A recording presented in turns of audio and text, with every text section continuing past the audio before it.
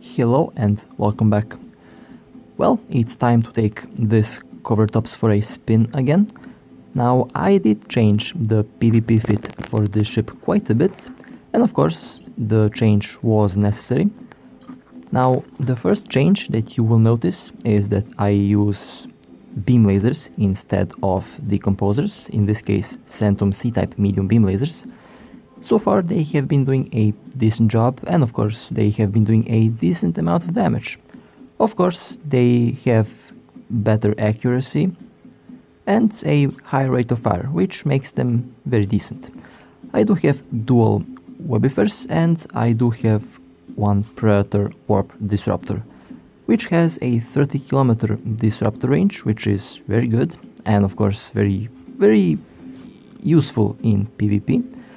For the drones, I do use Marks and Valkyries, but throughout this video you might also see me use a combination of Infiltrators and Valkyries, which is a interesting combination that I do like to use, and of course in some cases it did help me destroy the target a lot faster. Both of these drones are doing a very good job, and of course they do a decent amount of damage. I do have a Gistum C-type MVD on this ship, which gives a very decent amount of boost for the ship's velocity. The cover tops cloaking device will be excellent for recon purposes and of course for scouting the belts and anomalies for potential targets, and of course the dual drone damage amplifiers. Now these are my rigs. Of course, primarily when I did buy these rigs, I didn't initially plan to use this ship for PvP. This ship was my to-go ship for missions and storyline missions. Very soon, and I think even today, I'll be buying a secondary cover tops that will be specialized for DPS only. And the drone control range rigs will be replaced with drone damage rigs. And hopefully I can get my DPS around maybe 700. If that's the case, then I'll be very satisfied with the DPS on this ship. Well, to quickly simulate the ship's velocity and DPS, now the DPS is around the same. For some reason the decomposers give me one more DPS, but they also have their disadvantages. 440 DPS on this ship. The ship's velocity is 2040 meters per second, which is actually very fast. Drone control range is 71 kilometers, so I can use the ship in a wide variety of situations and of course a wide variety of purposes. And those purposes range from scouting to DPS and of course to ranged DPS. Well, the first kill of the day will be, I think this will be a Caracal. Of course I am in a fleet and I was scouting the anomalies, scouting the belts for potential targets, while my teammates are waiting at a safe spot. And in this case I did manage to find this Caracal that unfortunately was here at the wrong place at the wrong time.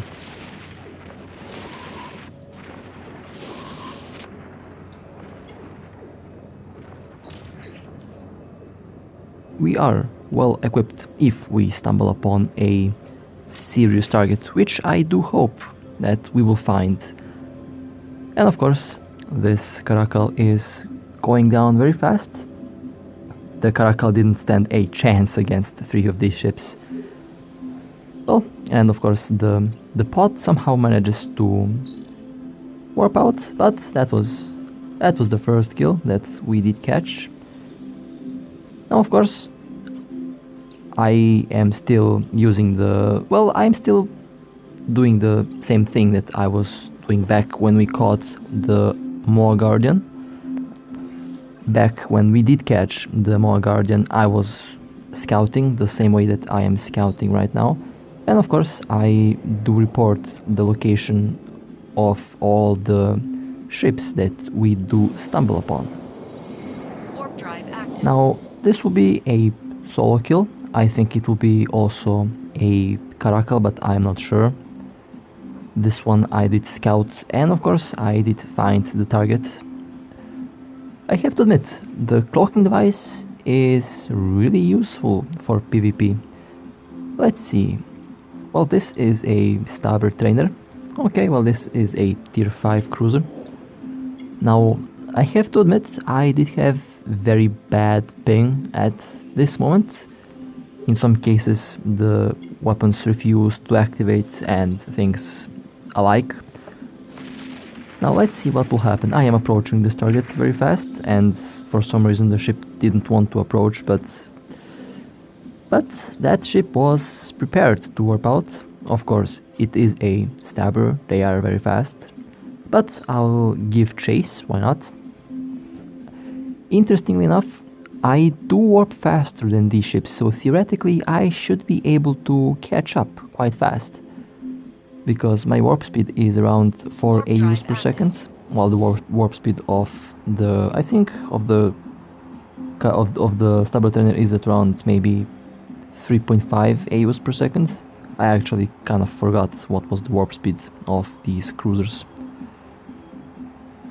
Well, I did manage to catch up, and it is time to lock on the target, orbit, launch drones to enable the disruptor. Once the disruptor is activated, the target cannot escape unless they have warp core stabilizers, which are going to be very expensive soon. Now, this stabber does do very decent amount of damage to my shield. I think the stabber is using artillery.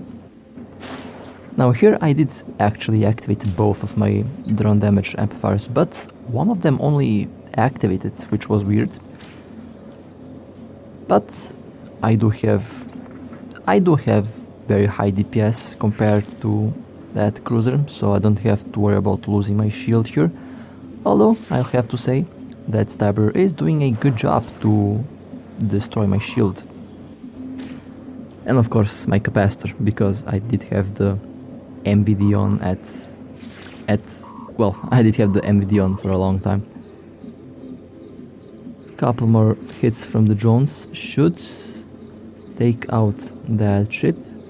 Now, did you notice? I think the stabber did try to target my drones, which is a... oh, that's a second target. Okay, well, let's launch drones at the second target.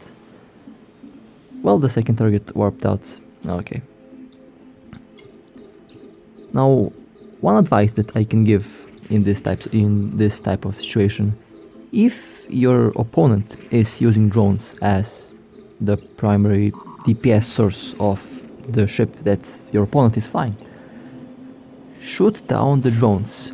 In most cases, the drones are very expensive. They can be ranging from 4 million up to 20 million. So if you want to disable your opponent from doing damage to you, shoot down the drones if it is a ship that utilizes drones for its primary DPS source. In case, for example, this ship here that I fly does rely on drones. So if you have this ship as your target, make sure to destroy its drones if you can, of course. Because in most cases these ships are going to be fragile and they are going to be orbiting at the targets around 50 to 60, even 70 kilometers. That makes the drones the primary target in a lot of these situations. Warp drive active. Okay, let's see who will be the second, or should I say the next target. Now, like I said before, I also use the ship to scout the system for potential targets. I use this ship to scout also the enemy territory, or the territory of the corporation that is red to us. I also use the ship as a DPS ship. Now this is a Caracal. Yeah, it is a Caracal. For Caracals, you should always expect from them to use rapid missile launchers, because the rapid missile launchers at the moment are very powerful, and they are kind of also overpowered. Now that Caracal did also shoot my drones, but quickly gave up on the drones and decided to shoot my ship, or the Caracal is still shooting my drones because no missile is flying on my way. That Caracal also didn't stand a chance because the ship's drones are doing a very high amount of damage. Now, the reason why I use EM and explosive drones, the EM drones are excellent to destroy shields, the explosive drones are excellent at destroying armor. In this case, this Caracal did take both EM and kinetic damage, so I did cover both resistance holes on the ship. And of course, if you count in the thermal lasers that I use, or should I say the EM and thermal damage that my lasers do. And here for some reason my frame rate died. I don't know what happened to the frame rate. It dropped from 60 to 12 frames per second, which was very weird. And I don't know why that happens in those anomalies, but it happens from time to time. Okay, so this will be a very interesting and a good example on how good these ships can be used for scouting. This is a fleet of several of these destroyers that I did actually plan to engage all at once. Now, theoretically, I can destroy all of these ships, and I wish that I did jump. Now, all of these ships are jumping in this anomaly, and I am at this moment thinking if I should jump in. If I jump in, I might be decloaked, but I think I do have the speed to take out all of these ships. And in this case, I admit I should have jumped, because on the other side of this gate there is a battlecruiser waiting, and I think in a moment I'll be warping out from the anomaly. Then I'll be warping in, or I might even actually jump immediately. Let's see what will happen. Now, here I did open up the market window just to see again what the story guardians are, to just remember what to make a primary target. Well, time to jump in and let's see what's on the other side of this anomaly. You'll be surprised, and I was surprised as well, because jumping in here I did expect to see destroyers, but I warped in on the destroyers being destroyed and I did warp in on a battlecruiser sitting here, which is interesting. That battlecruiser did destroy all of the destroyers alone.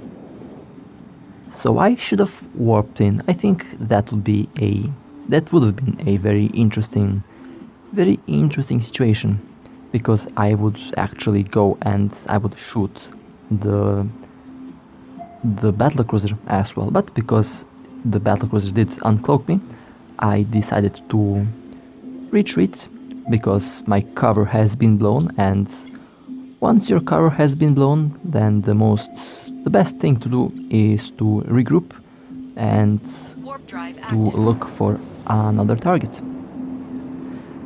Now, in this case over here, I was also doing the job of a scout. This time around I was scouting the belts, and I was lucky enough to see a couple of these ventures warping in one by one, and of course I did report the ventures to the teammates that will warp in on me, and of course when they warp in they will be destroying all of these 4 ventures, which is also a part of the covert ops role. Now let's see, and also I did complain about lag here, because for some reason I do have very high ping around these ships. Let's see, I am 50 kilometers away from these ships. One of them did get destroyed, or should I say one of them actually, I think, warped out.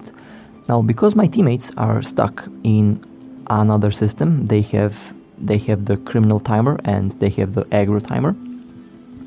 I will attempt to destroy all of these 3 ships alone until my teammates actually arrive. Because who knows, maybe these ships will warp out before they actually manage to come to my location here. So I am thinking where to warp to the cloak and then to warp the cloaked while I also wait out the timer. Now, one topic here will be the timer that you will get after you decloak, because at the moment I think the timer is 30 seconds is too much.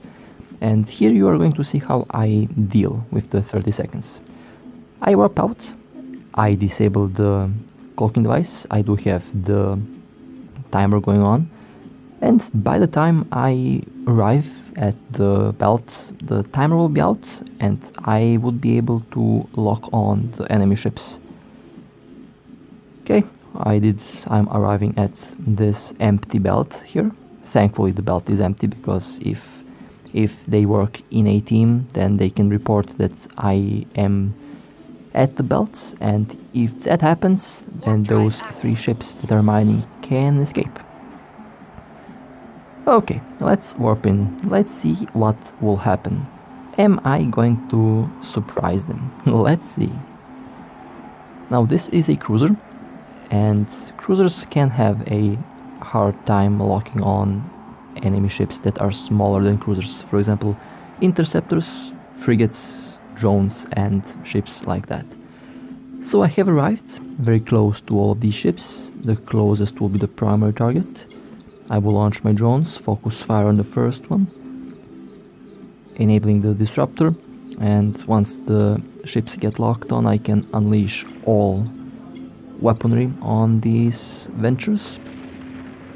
So the primary target will be, of course, the closest, then the second closest will be the secondary target. The first one got destroyed quite rapidly. Ventures are fragile ships and they can't take too much damage. And the last venture is left. My teammates arrived, but a little bit late, but it's okay. The goal and the objective has been accomplished. All of these ships were destroyed. Okay, let's see. Now, of course, we also do shoot down the wrecks to hide any evidence of any ships being destroyed here. That's one way to make sure that more ships will be warping in. And all wrecks were destroyed. So I have to say this was a very successful operation. Alright, well, I'll be cloaking after the delay allows me to cloak. As you can see, for some reason I still have very high ping. And after I cloak, I'll be looking for the next target. Now, I have to say, I also did make a lot of major mistakes. And these mistakes that I did do could have been avoided if my internet connection wasn't as bad as it was. My mistake was not switching my internet to my faster internet on time, and that caused us to miss a retriever, and I think that also caused us to miss couple other very nice kills. But as I like to say, we will get them next time, most likely. Now, this will be, let's see, I think if you remember when I was chasing down that stabber, there was a destroyer that did warp in. And well, I think I did manage to find that destroyer. Now this is only a Corax trainer, but that destroyer did warp in to help that stabber. That means I will have to shoot down this destroyer as well. Now, of course, I am also planning to fly a assault destroyer, and of course I do also plan to fly my succubus in a fleet. I think that will be very interesting. Frigates are actually one of the more fun to fly ships, I have to admit. The succubus is a very nice ship alongside the Dramiel and of course alongside the other faction frigates. But because in my case I am specialized in drones a lot, I think I might also get a worm. That ship might be interesting. And I think I can actually utilize a worm quite well. Those ships also can have very, very long range. They can be very fast. Will be very interesting to check those ships out. Now this will be, I think, yeah, this is a Inquisitor site. Inquisitor sites are excellent for making up ambushes, honestly, because Inquisitors can have good loot, and in 99.9% of cases you will have people warping in on the Inquisitors.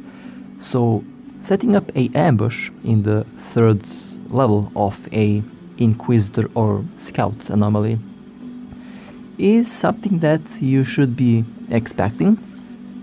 Now, very oddly, this might be, I think, the first time ever that no one did warp in at a Scout or Inquisitor anomaly, which did surprise me a lot. I did expect at least 2 or 3 ships to warp in here, but to my surprise, no one actually did want to warp in on this anomaly over here. But that's okay. That means more ships are going to be warping in here in one of the next anomalies that we will do. Especially these Scouts or Inquisitors, because they can have very nice loot. And overall, they are the most interesting anomalies to do. Well, I have to say that was a very, very fun run, very, very fun fleet. Overall, I think we did get around 20 kills, 15 to 20 kills to be realistic, which wasn't bad. So of course it could have been a lot better, but again, I take the blame for missing couple good kills, because I did make very, very bad mistakes because of my internet connection. But for the next time, I'll definitely consider the internet as a factor. Well, I hope that you enjoyed. This was a very fun run. And with that being said, stay safe, fly safe, and I'll see you next time.